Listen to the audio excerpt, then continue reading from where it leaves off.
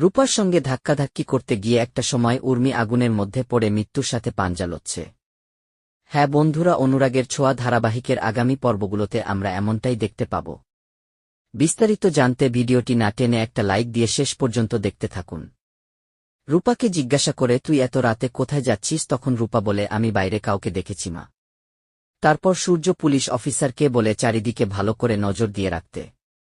এরপরে পরের দিন সকালে সত্যনারায়ণের পুজো। দীপা জয়কে বলে, উর্মি আসলো না। তখন জয় বলে, উর্মি যদি না আসতে চাই তাহলে উর্মিকে জোর করার দরকার নেই। তারপরে কাকিয়া বলে, উর্মি এতটাই রাগ করেছে যে উর্মি কালকে থেকে কিছুই খায়নি।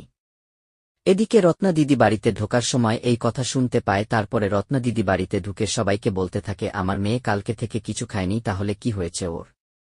তারপরে রত্না দিদি আরও বলতে থাকে, কালকে যখন উর্মি আমার সঙ্গে ফোনে কথা বলছিল তখনই আমার মনে হয়েছিল যে কিছু একটা গণ্ডগোল হচ্ছে।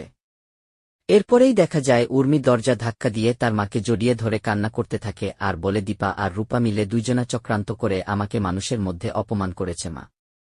তারপর রত্না দিদি প্রচণ্ড ক্ষেপে যায় আর বলে, আমি কখনো তোকে নিজের অধিকার ছাড়তে শেখাইনি। তারপর দুজনে মিলেই নিচে চলে আসে। তারপর উর্মি দীপাকে বলে, কিছু তো বলেছিলি তুই আমাকে ছাড়া পুজোতে বসবি না, তাহলে এখন তুই আমাকে ছাড়া পুজোতে বসে পড়লি। তারপর দীপার মনে পড়ে যায় যে ঠাকুর মশাই বলেছিল উর্মের সামনে একটা ফাড়া আসছে, আর সেই জন্যই উর্মির নামে পুজোটা হচ্ছে। তারপরে রত্না দিদি উর্মিকে বলে, যা নিজের অধিকারটা আদায় করে নে। তারপর উর্মি দীপাকে পুজোর জায়গা থেকে উঠিয়ে দেয়। তারপরে দীপাকে বলে, আমি এত কষ্টে আছি আর তোরা সবাই মিলে মজা নিচ্ছিস। তারপরে রত্নাদি রূপাকে দোষারোপ করে বলতে থাকে, তুই তো হারিয়ে গিয়েছিলিস, তাহলে আবার ফিরে এলি কেন? তোর জন্যই তো এত গণ্ডগোল হচ্ছে।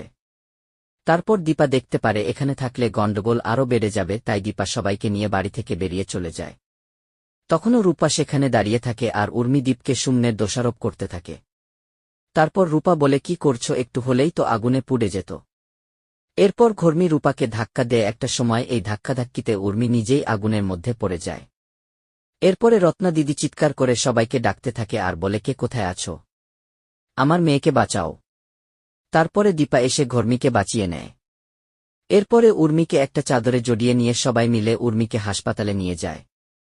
এরপরে দেখা যায় রত্না দিদি রূপার উপর ভয়ঙ্কর রেগে যায় আর বলে, তুই তো হারিয়ে গিয়েছিলিস, তুই আবার ফিরে এলি কেন বল? তুই তো ফিরে না এসে মরেও তো যেতে পারতিস। আজকে তোর জন্য আমার মেয়ে, একমাত্র মেয়ে, মৃত্যুর সাথে লড়াই করছে।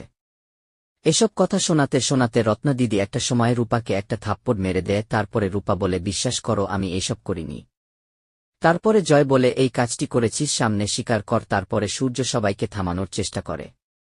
তারপরে দীপা রত্না দিদিকে বলে, তুমি আমার মেয়েকে একদম অভিশাপ দিবে না, আমার মেয়েকে আমি জন্ম দিয়েছি। তখন দীপা রত্না দিদিকে আরও বলতে থাকে, আমি জানি আমার মেয়ে এমন অন্যায় করতে পারে না।